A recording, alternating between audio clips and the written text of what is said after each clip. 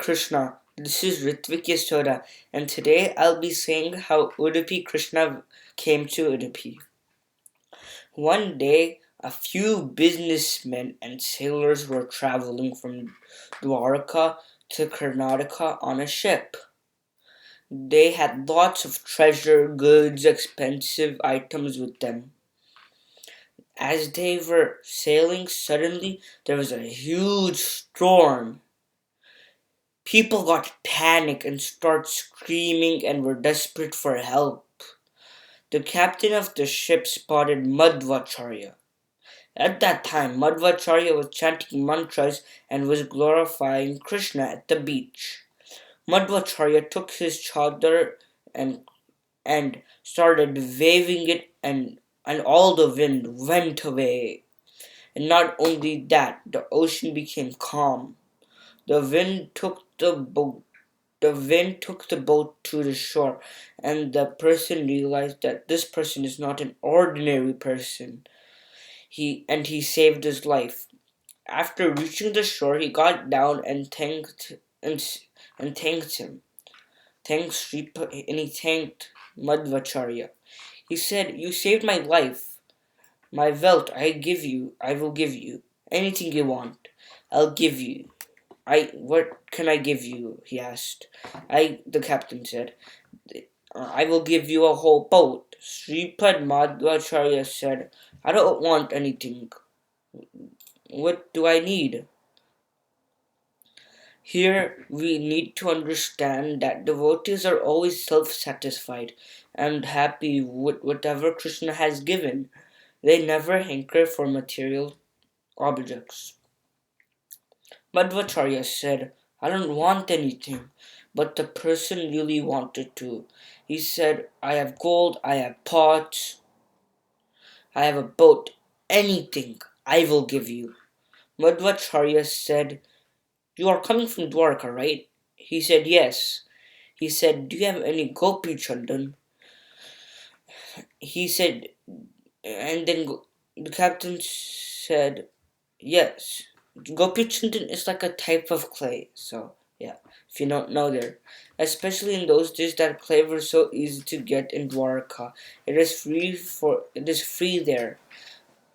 There were places of clay and blocks of clay and sailors in order to balance their ship. They would have Gopi Chandan because it didn't really cost anything. It was more or less from the material side. It was so easily available it had no value. But when you take things off your ship, you have to balance it with something else. So they kept mounds of Gopi Chandan. Now for a devotee, Gopi Chandan it's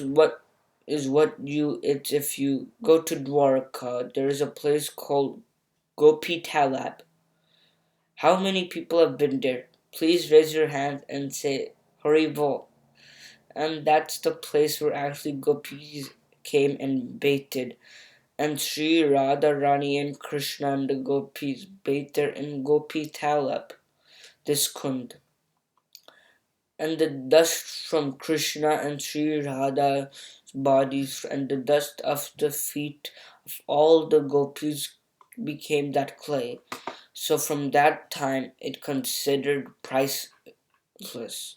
From a business person's perspective in those days, it was worth nothing, but for Madhvacharya it was worth everything.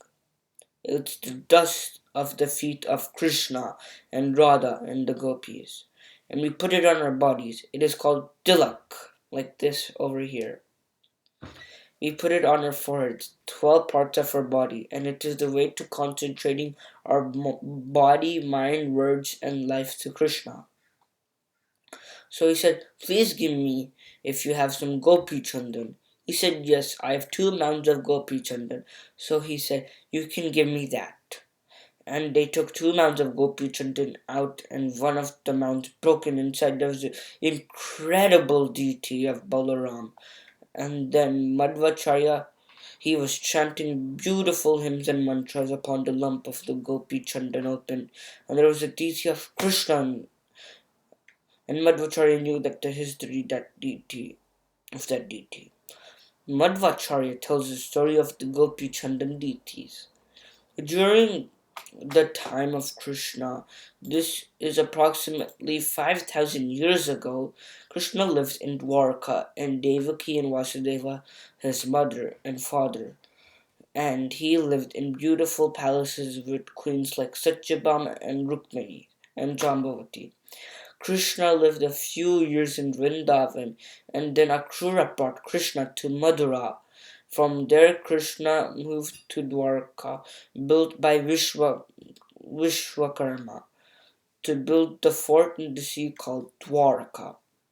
The people of Madura, the whole Yadu dynasty, they were in their places in Madura, their homes. They all went to sleep at night peacefully. So Krishna, he transferred them all to Dwarka, and nobody even woke up in the morning. They woke up and they were in brand new palace in Dwarka. They were looking around incredible. So that's how Dwarka was created by Krishna. Devaki expressed to Krishna in her inner chambers of their palace in Dwarka that I heard so many beautiful leelas or stories about your charming childhood activities in Vrindavan. Yashoda Maya as your mother, and she was a witness. She could have been part of these childhood activities. I heard stories where you were just a little naughty boy and you'd steal butter and you'd completely conquer everyone's hearts. By the time you came back, you were a prince. I want to see those pastimes as your mother. I never saw you as a little child. So Krishna fulfilled Devaki's desires. He manifested himself as Bal Gopal, little Krishna, and he jumped on her lap and drank her milk, and he went and he started breaking the butter pots. He was stealing. He was doing all of this.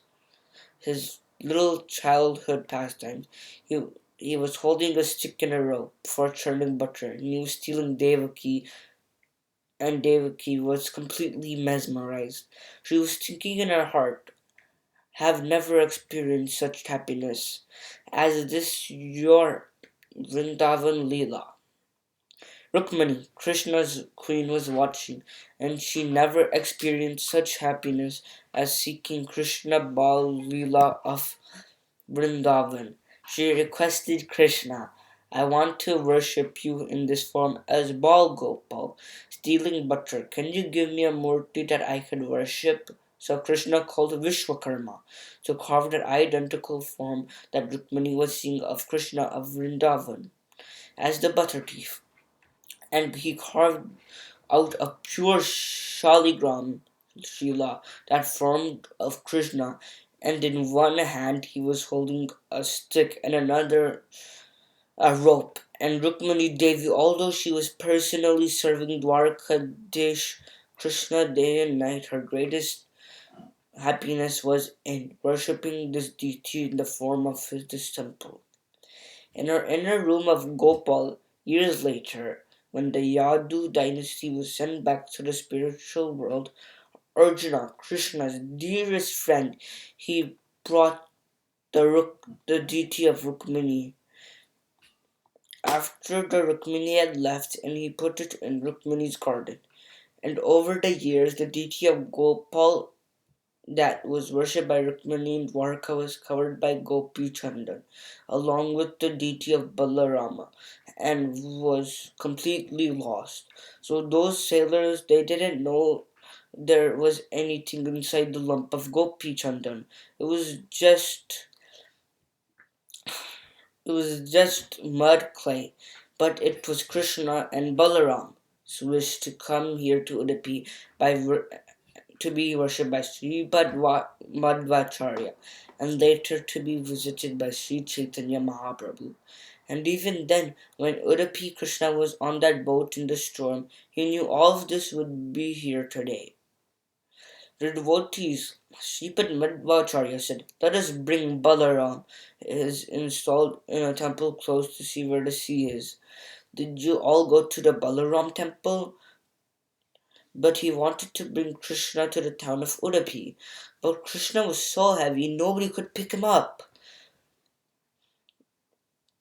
30 of his disciples tried to lift him, but they could not lift him.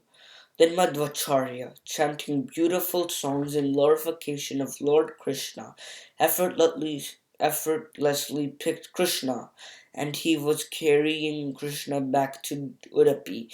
He completed his beautiful prayers of Dwadashastotram, which of many followers in Sri Madhva Sampradaya, even almost 800 years later, chant every day.